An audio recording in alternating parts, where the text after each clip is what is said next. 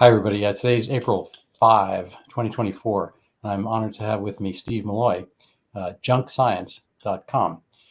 Steve, tell us about yourself, your journey, and what is junk science? Well, junk science is bad science that is used to advance a special agenda. Usually it's a hidden agenda. I've been working in this field for 33 years, I guess now. I have background in science and statistics. I'm also a lawyer, and it's just sort of the perfect background for what I fell into doing, which is trying to expose bad science when it's used for evil purposes. So it's not something you train for. It's just something I wound up doing because I've always been fascinated by the lying, and since I've been doing this, I have seen a lot more lying in science than truth telling. So that's it in a nutshell. Yeah, I posted on Twitter today, totally coincidentally. I'm not going to be able to quote it, but my friend Daniel Jupp, whom I've had on previously, and he has a Substack, Jupplandia. He had a comment from a reader. I'm not going to. Maybe I'll find it later. But basically, that science, it's not just politicians that can be bought out. Humans, being what they are, they're fallible, and scientists are not necessarily above the fray. But you seem to have uncovered a fair amount of this. And I'll just preface one other thing. I was at a lecture last night by Dr. Jay Bhattacharya, whom I greatly admire. Right. And he's at the forefront of the originally Missouri versus Biden, now it's Murthy versus Missouri case, wherein Doctors Fauci and Collins, amongst others, labeled the Great Barrington Declaration and the epidemiologists, medical doctor scientists involved, Kuldorf, Sunitra Gupta, and Jay Bhattacharya, as fringe epidemiologists. Went from those fringe institutions of Stanford, Harvard, and University of Oxford, England.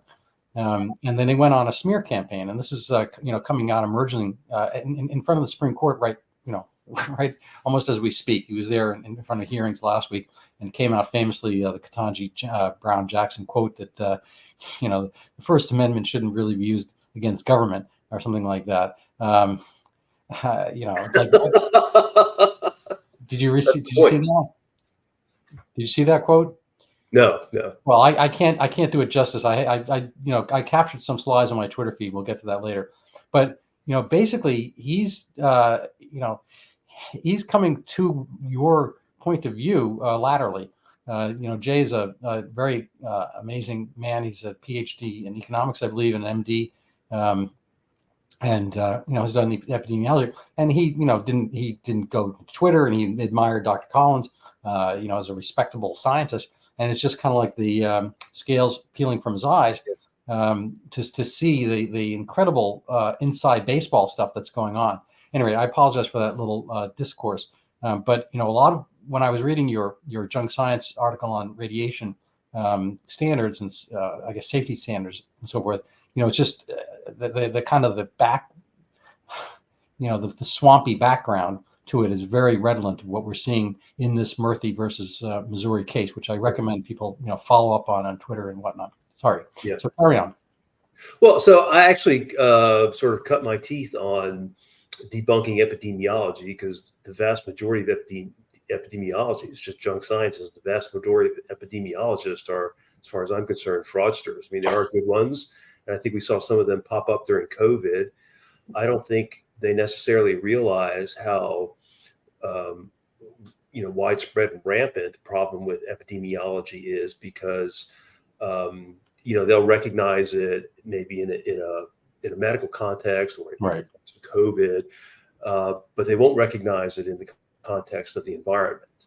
So I got into this because I wanted to be a securities lawyer, but the stock market kept having troubles, and I kept losing my job.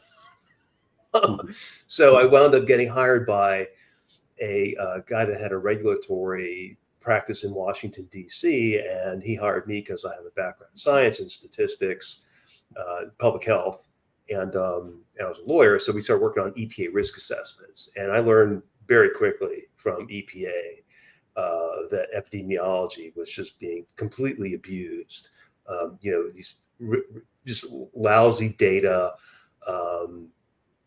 being used to produce very weak associations and then coming up with these huge conclusions.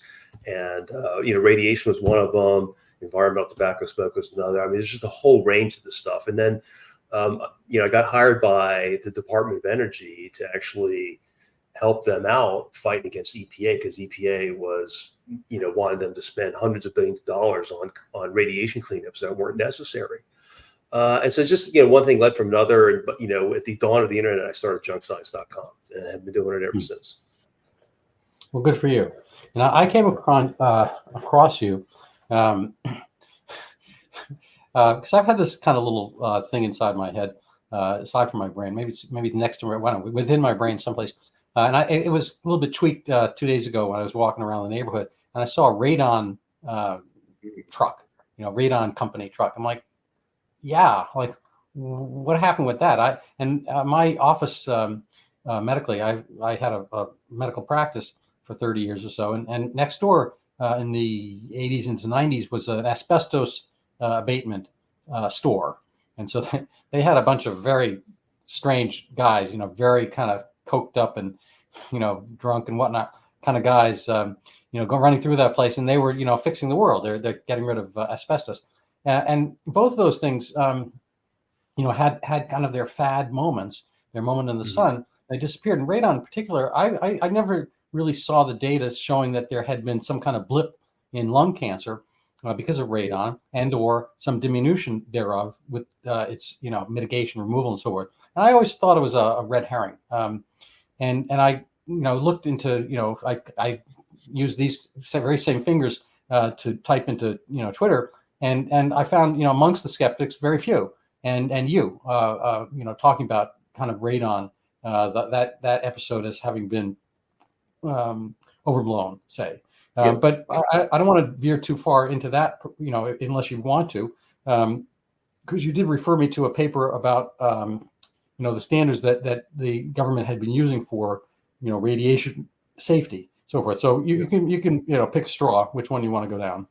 Well, just on radon. So radon was hugely controversial in the 80s and 90s. The epidemiology, once again, was terrible, weak associations, lousy data. The scare is largely based on the epidemiologic study of underground uranium miners from, I believe, New Mexico, and they had a higher rate of lung cancer, of course. Well, these poor men were smokers. They worked in underground mines. They often slept there, very dusty environments. God knows what they were exposed to, and they had slightly higher rates of lung cancer.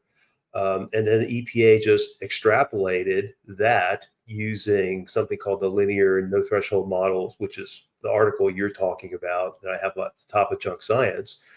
They extrapolated that into, well, there's radon in basements, and therefore people have to mitigate the radon in basements. And I don't know about where you live, but where I live, the building code is you have to vent the radon from your basement outside your house. And this is just a scare. There has never been an increase or any lung cancer tied with radon from a basement. If you look into radiation, it's really quite fascinating. And I recommend to everyone that story at the top of Junk Science, because it sort of encapsulates everything I've done on Junk Science for the last 33 years. I have a very good friend who's a professor at the University of Massachusetts, Amherst. And I've known him for a long time, and he has doggedly pursued this question of radiation risk and the linear no threshold model. And he has it's really an incredible story. He put together 11 hours. There's an 11-hour video of him. It's broken up into about 20 half-hour segments, describing how this science fraud goes back 90 years. Involves the awarding of a Nobel Prize, and eventually the adoption by EPA of this linear no threshold model, which assumes that if something causes cancer at very high doses, then any exposure can cause cancer. and there's no science behind this, it's just an assumption, but this is how EPA regulates radiation and chemicals. And it's a very powerful weapon that EPA has, and there's never been any science to it. It is something that militates against nuclear power plants. It's why it's so expensive to build nuclear power plants. It's why we cannot clean up nuclear waste sites. It's all based on fear. And if there's ever a dirty bomb that goes off, or if something goes wrong at a nuclear plant, this irrational fear we have of radiation just causes panic. And the most recent nuclear accident we had was in Japan in 2000, I believe it was 2010, the Fukushima plant. 1,000 people died, but not because of the radiation, but because of the panic induced by the evacuation. So this whole linear no threshold model is something, and so what I have in my story is how EPA is intentionally ignoring the science, trying to deep six the science so that it can keep its regulatory power that it has through the linear no threshold model. That's a lot. It has a certain ring to it. Are you familiar with the term Gell-Mann amnesia? No. So Michael, the late physician, Michael Crichton, and a science writer and novelist, I think he did Jurassic Park amongst others, and he's got a kind of a climate book, which is State of Fear. Yeah, 30 years old, I think, 1993 or so, but really should be reread today because that's where we're living. We're living in a state of fear. So Michael Crichton came up with the term Gell-Mann amnesia because he had read an article by Murray Gell-Mann, the Nobel Prize winning physicist, I believe. And Murray Gell-Mann said, I was reading an article about nuclear physics or something in the New York Times, and the guy knows absolutely squat, nothing about this topic, and he's writing, he's expounding, and he's recommending da da da da da da da da. And then Gell-Mann said, but I go to some other article, and it's about I don't know, some virus in raccoons, whatever, and I'm assuming that guy knows more about that than the guy talking about my topic knew about mine. And so it's Gell-Mann. So Crichton came up with Gell-Mann amnesia, where when you see something about your own topic, you're like, oh my God, these guys got it totally wrong. It's like if you watch, when I see, doctors on TV, they got better, mind you, but early on, you see doctors on TV and they all have the stethoscope backwards, the wrong side, whatever. And it's like, well, and so you're like, well, these guys know nothing about this. But you don't. But everything else that passes through, you just assume they're knowing something. But you should assume the equal level of competence throughout. And yes. And so no, this is a great point. I made this point last year. You might remember the air apocalypse that happened in New York City, the Canadian wildfires, the skies turned yellow and orange. And so some of my favorite doctors, Marty McCary, Nicole Sapphire, on Fox, would get on and talk about how dangerous the air is. And of course, they have a lot of credibility because they were right on COVID. But, as right as they were on COVID, is as wrong as they were on air pollution because they know nothing about it. They didn't believe the experts on COVID, but for some reason they believe the experts on air pollution, air quality, which they, and it's just shocking to me. And I'm sorry, we're having the same thing happening with the, I've been involved in the anti-lockdown movement. I was a member of PAND and I write for brownstone.org. And I have, various articles on Dr. Fauci and EcoHealth Alliance, Donald McNeil in the New York Times. And I have a book on the Zika pandemic prior to that. I apologize for the diversion, but what we're seeing now is that a lot of our allies in that who are expert on the anti-lockdown and how absurd COVID, what I call the Hamassacre came along in October, Hamas versus Israel. And we have a huge bunch of experts from the anti-lockdown world, and they've garnered, hundreds of thousands of millions of followers on Twitter, and they're expounding, and it's like, only half of them are right. It's a whole nother divide. This expertise does not necessarily carry over and give you, well founded rationale on these other topics, in my humble opinion. No, it's true. No, it's true. It's really unfortunate that so scientists have compartmentalized themselves, and they may know their own area really well, and you're lucky if they do. But when they get into other areas, they're really just seem to me to be man on the street. They really know nothing about anything. They cannot extrapolate their own experiences into other fields, and it's really disturbing. All right, so let's kind of continue to unravel the raveling of the radiation, the thing with which you have the most, no pun intended, the most exposure. Well, so this story goes back to the 1920s, when scientists had the idea that maybe background radiation could explain evolution. Their theory was that background radiation, may actually affect the genome and cause evolution. And of course, that turned out not to be true. But these people had, then spent so much time on this topic, they weren't going to let it go away, let their funding go away, and they just, went forward with it. And eventually, scientists like Herman Muller developed this notion that radiation was causing disease and cancer, and did so in a linear way, so that if something happened at a very high dose, then that would also happen at some rate at a lower dose. And eventually, in 1946, Herman Muller was awarded the Nobel Prize for his work in radiation, even though he had found out a month or two before that he had been debunked by very, very high quality scientific work. But he won the Nobel Prize anyway.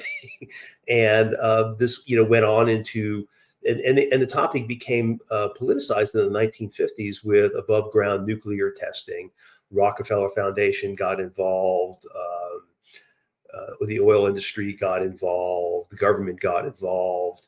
And there was a lot of money sloshing around for finding risks from radiation, making up risks from radiation. And it just, led right into EPA. EPA was formed in 1970. EPA was put in charge of setting radiation safety standards. So like any good regulatory outfit, they just, took the most conservative radiation standards they could, and model they could, and have run with it ever since, even though there's absolutely no science behind it. We know, yeah. We know that very high exposures to radiation can increase cancer risk. We know this from the atomic bomb survivors. But yes, still, even so, it's not as great as you might think. Of the 200,000 atomic bomb survivors, there have only been hundreds of extra cancers coming out of that population. So while there's a risk, it's not necessarily a great risk. But more importantly, people like my friend Ed Calabrese did that video series we were just talking about. He's a believer in the hypothesis of hormesis, where if you're exposed to a little bit of radiation or a little bit of a pollutant, it actually stimulates your immune system to function better and protect you against disease. Did you see the actually quite fabulous HBO series Chernobyl? No, I did not.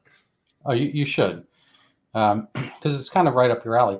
And I think it's it's really not so much, although Chernobyl is the star. It's really much more about the Soviet method. Yes. of dealing with information they don't like, and it is extrapolatable to what we see here. We're not quite Soviet, but bureaucracies are bureaucracies, and they have their own method, and it's not necessarily to the benefit of the people. I mean, Soviet is the people's. Soviet is really the same terminology as the People's Republic of China. The Soviet was these people's councils. So the Soviet Union is basically the same term. And the idea is that it's the people together, and the people are doing this, and it's kind of democratic, blah, blah, blah. And of course, obviously, over time, turned out to be quite the opposite. And so there's two themes about Chernobyl that I think are very, very important. And it's maybe an 8 or 10 episode series, well worth your time though. Um, but the major point is that the bureaucracy acts totally inimical to what would be the safety of the people there and the people, regionally throughout Europe and whatnot, who might get plumes and so forth from Chernobyl. And everything was kind of counter to what should have happened, aside from the fact that the plants or the plant itself, because it's Soviet, they skimped and they did what they could and they got it up in time and whatnot. But there's one aspect to it that really caught me. My background, I'm science-y also. I was a chemistry and physics major at Yale before I went to medical school, and I taught organic chemistry off and on during my medical school, coming back for the summers. But so I like science. I like debunking science, and I think like the Gell-Mann amnesia thing, I see a lot of silliness around afoot. But the one silliness, the thing I think they got vastly wrong in Chernobyl is one guy gets exposure to the to the core, whatever, and he's got a radiation sickness, and his wife comes to see him in the hospital, and there's nothing on him per se. He's sick and his skin is blistering, blah, blah, blah. Yep. And then she gets sick secondarily from having met him in the hospital, as if he had turned into uranium. So it's kind of what I call the cooties theory. And they run with that. And I don't, people kind of lambaste them online, and Reddit and whatnot, but it didn't really get out the same way, the truth, tries to get its pants on when the lies travel the world. And so it was it wasn't the most watched series on earth, but it's probably the most watched series on Chernobyl.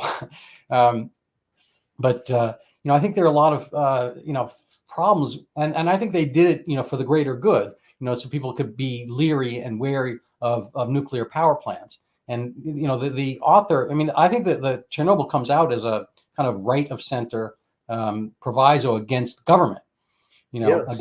against bureaucracies and whatnot. But the author of the series and the showrunner is on the left. And he intended it to be an answer, kind of like 3 Mile Island, whatever that movie was with was it the China Syndrome or something like that. He wanted China Syndrome too, and get people away from nuclear power.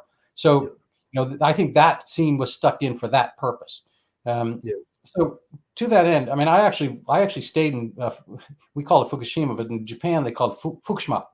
I stayed in the city of Fukushima about 6-7 years ago, and actually stayed with a elderly retired school teacher and family, and talked with him about their perception of what things were. And they obviously want to promote the town, and it was a completely normal city. Nobody was running around with 3 heads or 5 eyes, as far as I could tell. But maybe you can talk about kind of the aftermath of Fukushima, and how it has played out in our kind of energy choices and how it ripples through government today. Well, so there's this anti-nuclear crowd, and they've been, since nuclear testing, they've been latching on whatever sort of radiation scare they could find to stop nuclear power. They didn't like the dropping of the atomic bombs. They don't like anything nuclear. They didn't like nuclear testing.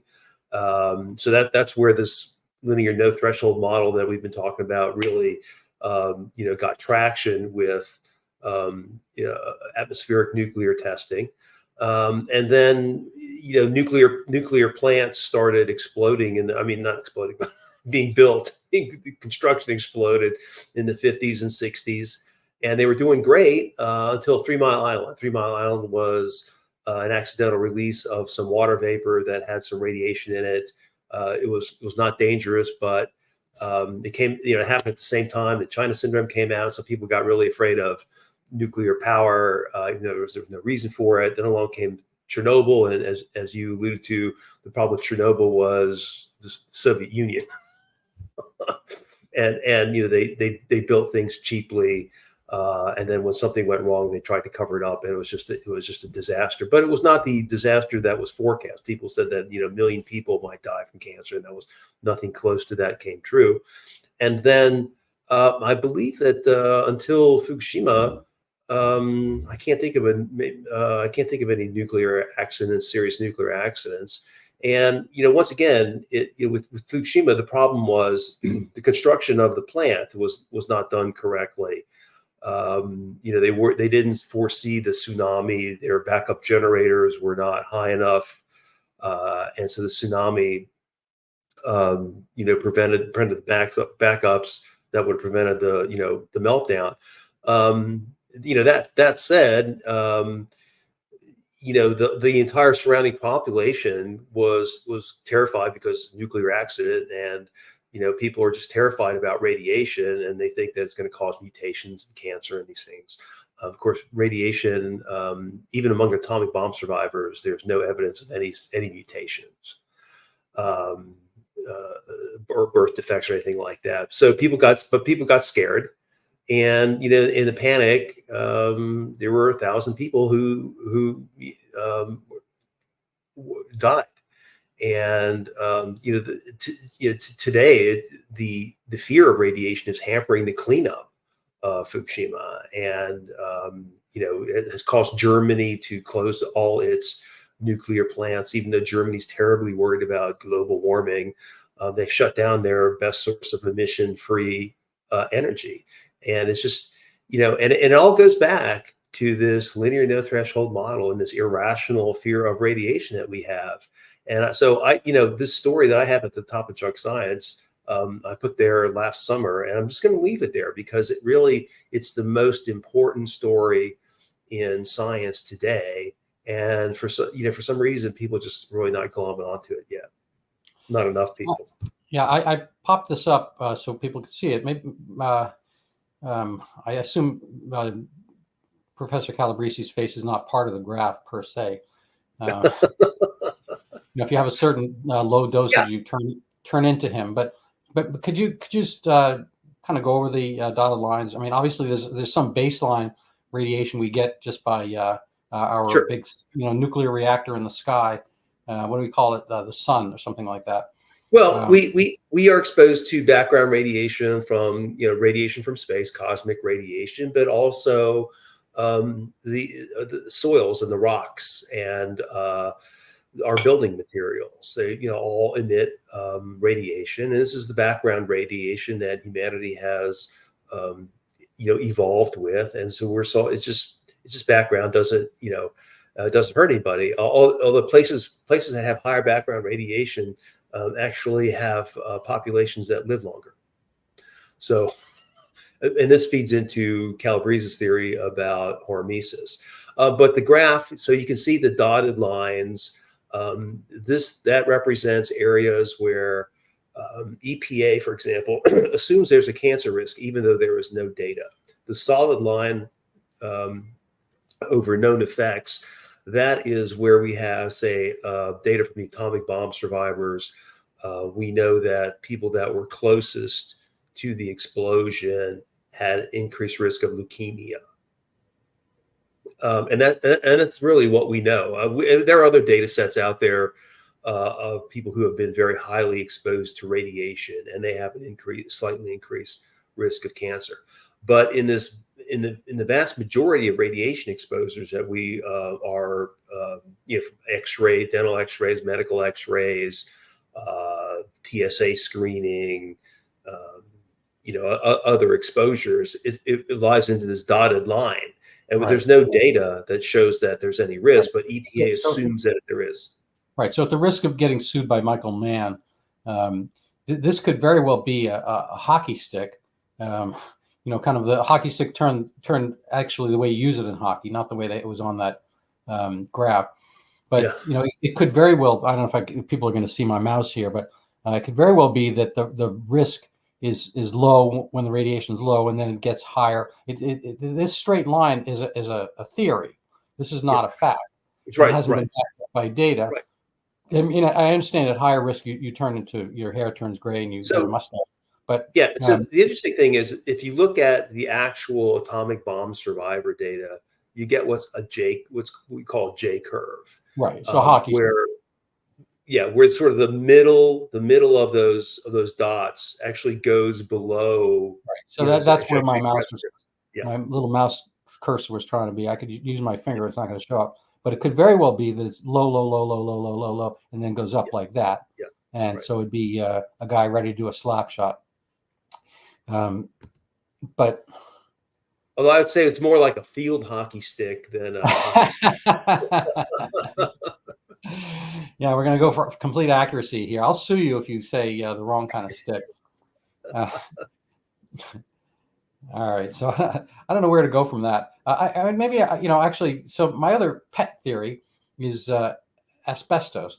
Now I know just a tiny bit about this, and so no pun intended, but I have a very particulate knowledge of asbestos. My knowledge is as best as I could figure out in this short time. But my understanding is that there are three types of at least three types of elemental asbestos, and there's kind of basically a fibrous crystal, and then there are kind of smaller crystals, and you can by grinding and whatnot get some of the fibrous ones to be particulate.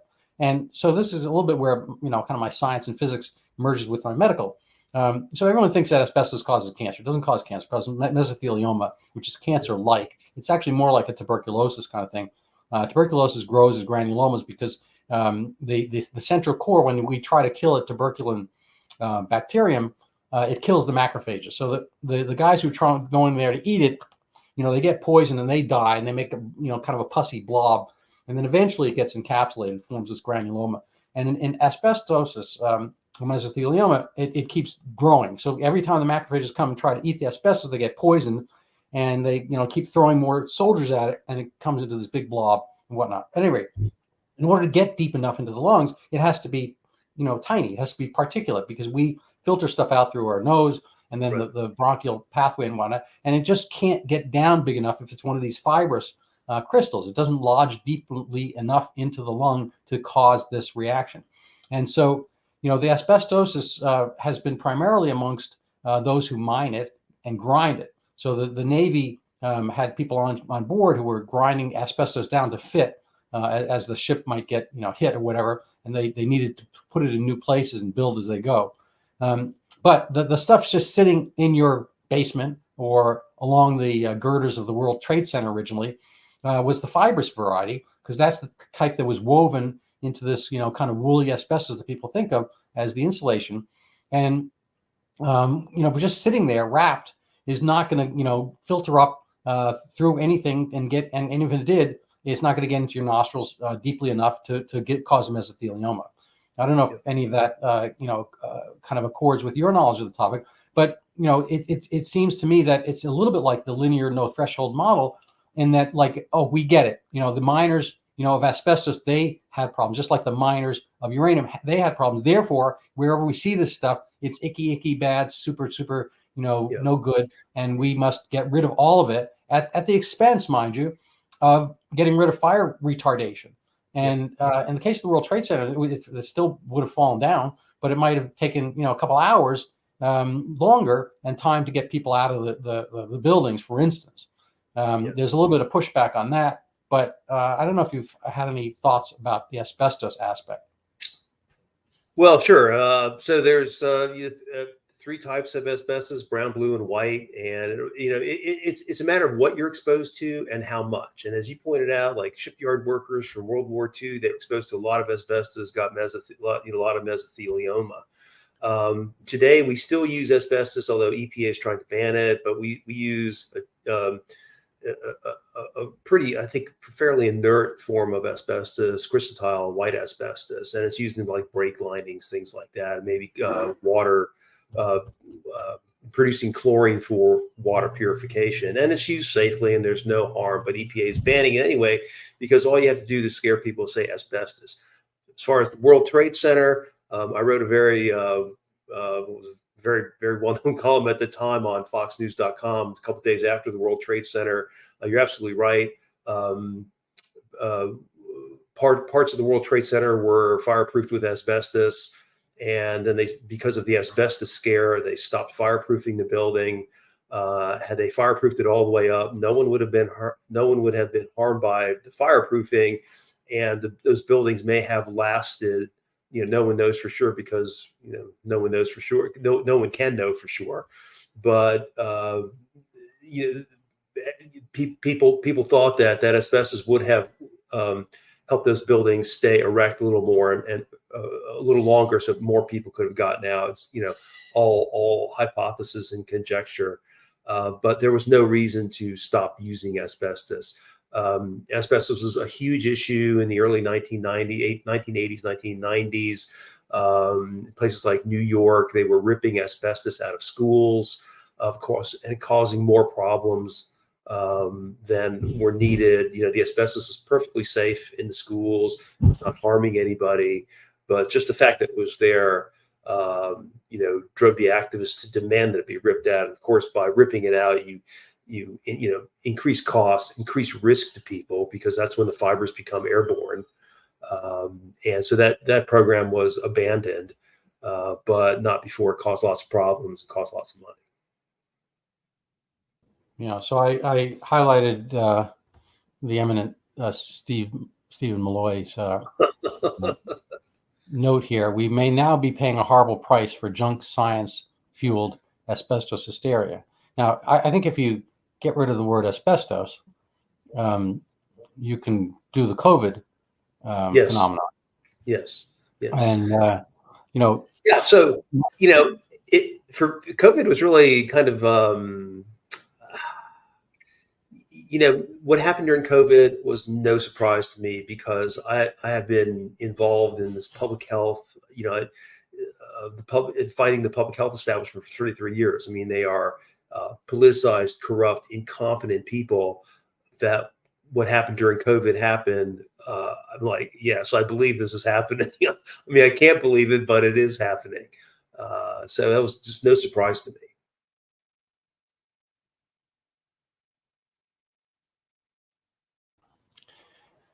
My friend and twice interviewee, Mark Changizi, I don't know if you are familiar with him. He's on, there's this thing called x.com. You and I are both on. He's great. He's, I think, physics based, PhD, and he debunks a lot of bad science, and he's been very prominent during COVID. But he has a tweet. I mean, other people have had it, but recently I saw his version of this, where Francis Collins, aforementioned Jay Bhattacharya's formerly very much admired scientist, and not so much after COVID, because he militarized the bureaucracy, the CDC, NIH, NIAID, against the Great Barrington Declaration, and wanted only the government's point of view to be out there. So they basically did censorship and they did malfeasance. He comes out, and he's apparently, I guess, a quasi religious man. He goes to church, and I'll give him the benefit of the doubt. But he says, we did not have any. How does he say it? We went all guns a-blazing against COVID. We did not think of the cost benefit analysis. It was only get rid of all COVID at any cost. And of course, this is a silliness. I at the risk of boring you, I had a dream, a nightmare that was it was hugely vivid, more real than this. And like 30, 40 years ago, where I was in a hot place, and I had this lion tamers kind of thing, a whip and whatnot. There was a block of ice, and it was steaming, and my job was to keep the ice from melting. So I was trying to cajole it and yell at it and whip it and whatnot, but it was melting because it was boiling hot outside. So it almost like the Sisyphusian aspect, they wanted to contain a respiratory virus with amongst humanity. And mind you, if it had been the zombie apocalypse, I get it, but it was never that. The Diamond Princess was Dr. Fauci knew at the time that it hadn't killed everybody. It hadn't killed anybody by the time they did all the restrictions, and that was like a month and a half prior. And so Collins knew, I presume, as well as Fauci did, that the Diamond Princess showed COVID to be, a bad cold, bad flu, and bad for elderly 80-year-olds and whatnot, but nobody else. And they killed, the world. Basically, they just dumped, went in guns a-blazing, and not only that, but they quashed and stymied and could, defamed and attacked the people who said anything else. And that's the essence of this Missouri versus Biden / now Murphy versus Missouri case. But we see this over and over again. It's like it does not seem as if they are working in our best interests. It's adversarial, and they're working in their own. And they have these conceptions. They don't understand risk benefit. So a guy who's an epidemiologist finally finds a bug. He gets his 5 minutes or 15 minutes of fame, and he's just going to go nuts over it. Yeah. Well, I mean, Collins and Fauci are not stupid people. And, they certainly know about cost benefit analysis. I can't explain, I'm not in their heads why they acted the way they did. What they did was very irresponsible, though it was not professional. In the case of Fauci, he first became famous during AIDS. And, he knew very well that AIDS was largely a disease spread by sexual contact among homosexual men. It was not a heterosexual disease. But he was out there championing it as a heterosexual disease and scaring everybody to draw attention to it. And so when Fauci became prominent in AIDS, with COVID, I just immediately went back to my AIDS experience and was skeptical of everything he said. And that turned out to be the right way to be, because Fauci had no idea what he was talking about, or at least didn't want to, be close to being right. He just, I can't explain why he did what he did, but he did it, and it was wrong. Yeah. I have an article on him. Well, maybe I'll pop up. Dr. Fauci's own gain of function, it's called. And the gain of function term is for viruses. Originally was not what it's used as now. It was basically a yin yang kind of thing. If you tinker with something, frankly, if I fix something on my house, I could have a gain of function house. I could also have a loss of function house. If I make a new door or something like that, I could have something else collapse. So I might have a gain of function in my house by having a new door, but a loss of function because I knocked a beam out. And so it was not really intended to be this augmentation into killer mode and so forth, as the term came to be. But Dr. Fauci and others had their own gain of function on a personal basis. I mean, his wealth, magnified. He gets speaker fees, in six digits right now. There's a little bit of crossover effect for patents and whatnot, going back to HIV. A lot of these guys get their own gain of function when the disease entity. It's almost as if firemen made more money if there were more fires and bigger fires. And frankly, there's a book on that topic that Bill Clinton supposedly was going to have be the guiding force of his administration. I think it's David Osborne. I'm not going to come up with the name of it, but basically the concept there was that you can't have institutions benefit by the thing they're fighting against. So firemen, if they were successful, they get rid of fires, but they make themselves obsolete. I think it's called reinventing government or something like that. And so they never have it in their interest to fully get rid of fires, because then there would be no need for firemen. And so if the NIH somehow got rid of all diseases, if the Susan Komen Foundation got rid of all breast cancer, then there'd be no and so all the people who work there. I mean, this came out on a personal basis. I used to do these disability exams as part of my primary practice, kind of an adjunct, and I did it both for the state and for the military. And people come in, and for the state ones, they were local, so I got to see them again.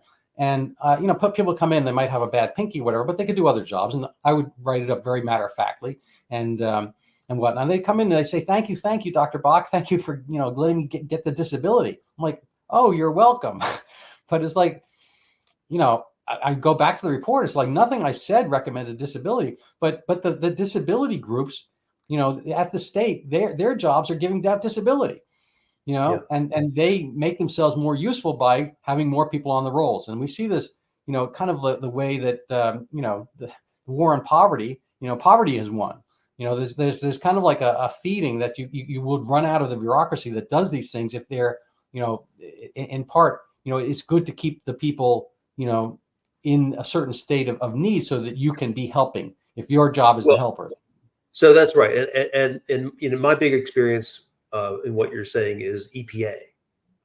So 50, 60 years ago, our environment was not as clean as it could have been. The rivers caught on fire, and there was, very often air pollution episodes. And so Richard Nixon combined all the federal environmental functions into EPA.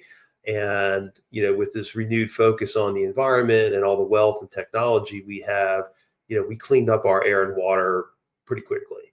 As a matter of fact, by the time I started working in this area in 1990, I think the environment was pretty well cleaned up. Yet the EPA,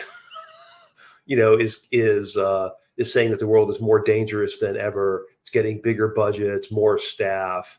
We are now to the point where EPA's main concern is chasing the invisible, odorless plant food known as carbon dioxide. And a friend of mine just told me that he was in a meeting with EPA where EPA was considering whether to declare sunlight a pollutant because it warmed up bodies of water. Well, So they're doing that. There are things afoot where they want to like bury trees to hide the carbon dioxide, and they want to put clouds, kind of these particulate clouds in the sky to block the sun. I mean, these right. are. And my big thing with EPA is fine particulate matter. You think of it as soot and dust in the air. And EPA has completely invented this as essentially the most deadly substance on Earth, where any inhalation of particulate matter, we're just talking about soot and dust, pollen, any inhalation can kill you within hours. And EPA has pushed the WHO, the World Health Organization, on to estimate that 1 in 7 deaths in the world, about 8 million people a year, are killed by particulate matter. It's total BS. There's absolutely nothing to it. Yet EPA, because of all the money it hands out, hands out billions of dollars to researchers. They all confirm, EPA's beliefs. Yeah. I think this kind of refers back to polytheistic societies, where you have a shrine, you have a god, and then you have to pledge fealty and bring sacrifices and gifts to the god, and hang wreaths and so forth around it. I think we invent them, and then we just have a hard time getting rid of them. Just to kind of backtrack slightly, I'm going to put up the Mark Changizi. I don't know if the picture shows up or not, but there's a video under there. So Francis Collins, former director of the NIH, admits, and frankly, this is almost, if this were a war, this is almost like a war crime, admits that public health put infinite, this is a word, are you familiar with this word? Infinite weight on stopping COVID. No cost benefit analysis, no civil liberties, putting infinite weight on just one thing is what death cults do. That's this is Mark Changizi's comment on this. And if the picture shows up, I mean, you can't really see him, it's black, but here is over on the side. This is a horror. I mean, this is a total horror show.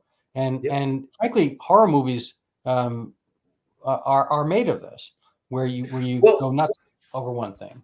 Yeah. So now we've sort of moved on from COVID. They're landing on carbon dioxide and industrial emissions, and they want to treat industrial emissions the same way. And so if there's something bad going on in the world, it's because of emissions. And they want to go from COVID lockdowns to climate lockdowns. We have a president who now says that the slight global warming that may be occurring is actually worse than nuclear war. Al Gore gets away with saying that global warming is like 600,000 atomic bombs going off in the atmosphere every day. I mean, this is crazy stuff. But the media keeps repeating it and putting it in people's heads. Yeah, no, there's a list of the predictions, and it's crazy. The predictions just keep coming. The hits keep coming. There might be the equivalent of 6,000 nuclear bombs going off in Al Gore's head. And one of these cui bono things. I mean, he's had gain of function, not just in terms of his girth, but he's had huge gain of function from the inconvenient truth and going on this. And I think it is certain cult-like aspects to it in religion. And again, similar to Collins, whatnot. We're kind of rounding out the hour, and I'd like to give you a little bit of a pump. So I'm going to pop up your book here, Air Pollution, Scare Pollution. Can you tell us a little bit about this, when this came out, and why people should read it, or at least buy it? So I just mentioned this a few minutes ago. EPA has invented particulate matter, fine particulate matter, PM 2.5, as the most toxic substance known to man. And so scare pollution is basically the story of how it has used particulate matter, turned it into this incredible regulatory weapon. And we're seeing it today. The Biden administration is using particulate matter to crack down on, to actually implement its climate agenda. So I think it's a very interesting read. It's basically the story of my career. I've worked on this for more than 30 years now, and it is just an incredible story. Well, I have not read it, so I'm going to have to take your word on it. How can I trust you? Read it. Well, I think the book is only $11 or something like that. It's pretty cheap. Yeah. So, what's the take-home message, and how do people get involved with junk science, and how can they help you? Well, just, follow me on X at Junk Science. Buy the book. I think the book is a fantastic read. It's I've uncovered EPA doing illegal human experiments on children as young as 10 years old, which caused a real uproar at EPA, the National Academy of Science. It's just it's a very interesting book if you want to see how EPA actually works. Mm-hmm. So here we have you're on climate here. I do a lot of climate. Elon Musk commented on this. Can you tell us what this NOAA is? The National Oceanographic Atmospheric Administration, something like that? Yeah. So until the global warming hoax is that emissions cause warming. Well, if you look at the actual data, it's really these El Niños we've been experiencing since 1980, and every time there's an El Niño, there's like a step up in warming, a slight step up, and then temperatures are steady or start decreasing until the next El Nino. So the last time we had warming was 2015, 2016 when we had an El Nino. And so I merely pointed out that, we had 8 or 9 years of no warming because there had been no El Nino. And I predicted that, in 2023, if there was an El Nino, which looked like we were lined up to have, there would be warming. And of course, there has been. But it's caused by the El Nino, not by emissions. And so that was just a tweet I had at the time. I think it got like 13 million views. It did very well. Even Elon Musk commented on it. So, right. This graph shows really no flux. The y-axis is what, temperature? Yes, it's the temperature anomaly from a baseline. Right. So between 2015 and 2023, there had been no warming, as you can see. I mean, just the trend was actually down. It was actually cooling, even though we had 450 billion tons of emissions. Now we are told every day that every emission causes warming. Well, if that's true, where's the warming? Where was the warming? Right. Well, I mean, it's kind of like a self-cleaning oven. I mean, more CO2. Plants are happier. I mean, literally in a greenhouse. People call it the greenhouse effect, but greenhouses not only kind of sequester, or try to have greater light. They bring heat, but people forget there's probably higher CO2 in there. I'm not sure of that. I've got to think about that. But actually, the side point I want to ask is cause and effect. This idea came to me. I must have seen something to prompt it, because I'm not going to take credit for it. But all along we think higher carbon dioxide levels bring greater warmth. But there's the thing, Boyle's law, getting back to this inconvenient truth of physics, which is we've all seen when we have a hot can of soda, Coca-Cola or something like that. When the can's cool, you open it, you get that little pop. But if you leave the can out in the sun and it gets warm, you open it, the thing sprays out. Well, what is that? Well, the carbon dioxide is bicarbonate. That's the bubbles in the soda. At higher temperature, the carbon dioxide is less soluble in the water. Yeah. So, how much of the carbon dioxide, high levels of carbon dioxide, greater warmth, might just be that greater warmth for whatever reason. Let's say the big nuclear power plant in the sky. Yes. Raises water temperatures, and then we have more CO2 in the atmosphere because it's kind of bubbling out like the soda can. Yeah. So last year I highlighted this study that was published in Health Physics. It was a very popular, several tweets. And these guys did carbon-14 dating of CO2 in the atmosphere, and reported that only about 10% of the CO2 that is in the atmosphere since 1750 is man-made. I mean, the rest is from nature. And of course, that makes sense because the Earth has been most recently warming since about 1650, the bottom of the Little Ice Age. And that warming has caused more plant growth and increased, boosted the carbon cycle. And of course, with a boosted carbon cycle, you're going to have more CO2 in the atmosphere. And it's really been a boon for humanity because we need food. CO2 is good for agriculture, and we need the food. People fail to realize that before industrialization, there were fewer than 1 billion people on the planet.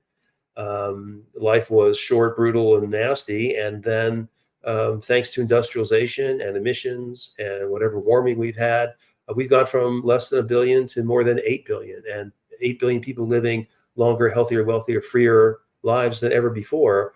And this is, for Greens, this is some sort of horror. For the rest of us, it's great. Yeah, it's not my term of art, but there's a thing called when liberal pieties collide.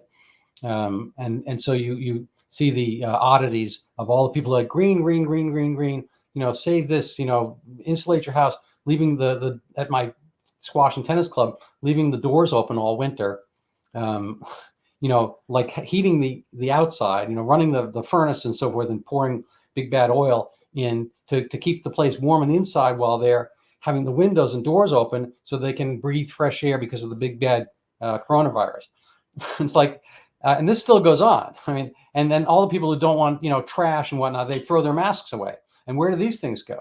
And what are they made out of? How much plastic? And birds, presumably they don't want the little things on the soda cans, but they throw all their masks away and get wrapped around birds. I pick up trash.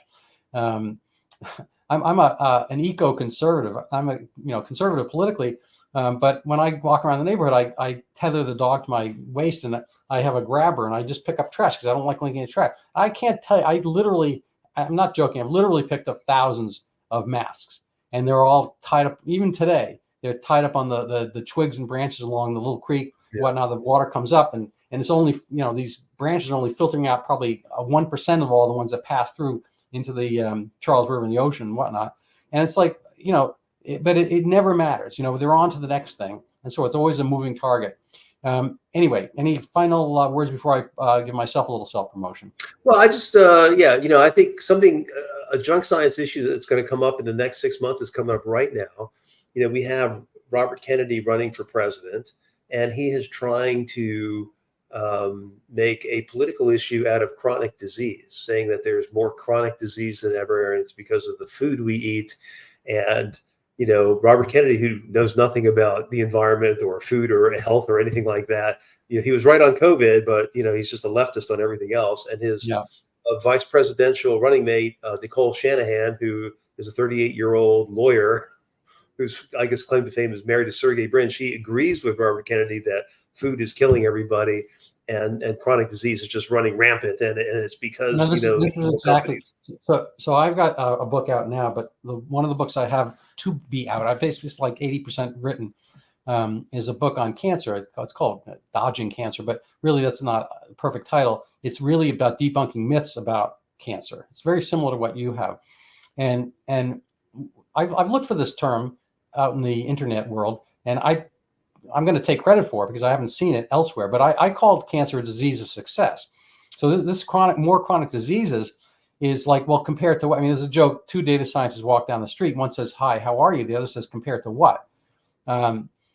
It's like, compared to what? I mean, you're having more chronic diseases. Well, dude, people live longer. That's a good thing, right? Isn't that what we're all aiming for? And Right. Cancer, nobody wants cancer at 5 years old or 12 or 20 or Lance Armstrong or whatever. But if you live forever, you get rid of all other illnesses. Guess what? You're going to die of something somewhere along the line. It's going to be a cancer. So if you get prostate cancer at 98 and die, was that a bad thing? I mean, well, sure, it was. Maybe you could have lived to 99 and died from the flu. But so you have to kind of pick your poison. No pun intended here. But at any rate, so that's. And so Kennedy's committing the classic sort of junk science mistake. So he's like, when my uncle was president, only 6% of Americans had chronic disease, and now it's 60%. So, therefore, our modern society is killing people. But of course, back then, people didn't live as long as you mentioned. The average age of the population was much lower. We didn't have the technology, the sort of standard. I have an article in my upcoming book about the absence of cancer in Africa. If you go to sub-Saharan Africa, or Africa as a whole, pretty much, but there's very low rates of cancer. Well, isn't that awesome? But the the median age of death is like 15 years lower than that in Japan. Exactly it. That's exactly. And so it's like, well, yeah. So the good news is no cancer. The bad news is you get malaria, malnutrition, the elements. I don't know, you name it, war, plague, blah blah blah. So that'll be awesome. If we could bring back the plague or something like that, then you wouldn't have to worry about cancer. Cancer. That's it. So here's my plug. It's actually something sort of up your alley. Although, I promise our audience until today we had never met. So this is Zika, the pandemic that never was. You may or not, you might think Zika is that, clear-colored beer, or that was Zima. But, Zika came along as a weird thing. I'd been to medical school and been awake for most of it, and I'd never heard of Zika. And it turns out it's a dengue virus. There are 4 dengues. They're named 1, 2, 3, and 4, and Zika is really the 5th dengue, but nobody ever counted it because it doesn't give illnesses to humans. It may be chimps or something like that. And so they're all from Africa. Dengue and Zika from Africa. And the bug, the mosquito is Aedes aegypti, which Egypt is in Africa. So it's all African phenomenon. But all of a sudden in 2015, Brazil posited that it was causing microcephaly. And this is my book's kind of a whole wonderland of it's a comedy of errors, kind of Keystone Cops kind of thing, of how probably the wrongful assignment of about 12 or 15 cases of microcephaly in one city in Brazil, Recife, northeast Brazil, and where ordinarily there'd be about 7 cases based on their wrong criterion of what is and is not microcephaly at the time. So they probably saw about double the cases at one point in August. August, and totally separately, people had been looking for a new virus in northeast Brazil. They'd been looking for chikungunya so that they could bring money and attention to the poor northeast of Brazil, which is hotter, more tropical, less wealthy than Rio and Sao Paulo and so forth. And so they wanted a new virus to be there. They formed a group called CHIKV, the Mission, Chikungunya Virus, the Mission, named after the 1986 Robert De Niro movie. And literally, not making this up. And lo and behold, they didn't find chikungunya, but somebody thought he found Zika. But it's really impossible to say because no Zika tests. And it basically Zika is a dengue and blah, blah, blah. And there had been dengues, but dengue had never caused microcephaly. Anyway, and then so somebody from part 1 happened to be in the town where part 2 happened and said, oh, this is new and that's new. Therefore, A causes B. And we had Zika microcephaly, leaked it to the press. There was panic. And then huge number of outpouring of cases, world thing. The WHO called it a PHEIC, which is sort of a pandemic public health emergency of international concern, and so forth. And it was kind of something that should have been debunked right away, and it has never been. And to your earlier points about the bureaucracy, there are billions of dollars currently being spent on Zika, and there's been no Zika microcephaly anywhere on Earth, even in northeast Brazil in 2016 even, and beyond. So nobody else talks about this thing, and I can't get an audience anywhere in the academy. I've sent it out to literally 1,000 people whose names are tagged to Zika articles, and it's a shame there should be 1,000 Zika articles, but there's actually more. But the thing, probably A never caused B, and Zika is real. It's a real virus. Microcephaly is a real phenomenon. It just so happens that one doesn't cause the other, and you could just as easily talk about windows and sparrows, and tie those 2 words together, come up with some phenomenon. It's just totally almost 2 random words put together, Zika microcephaly. But there you have it. And so I'm looking for any kind of help in spreading the word. And if you you don't have to Yeah, pledge no, here. absolutely. I'm going to read your book. I remember at the time, before anyone was really, aware of what you just described, the obvious solution was just to kill the mosquitoes, which is mosquitoes have killed more people than any agent ever. And, we should just kill the mosquitoes. And we have the pesticide technology to do it, but we don't do it because people, of course, are afraid of pesticides. Yeah.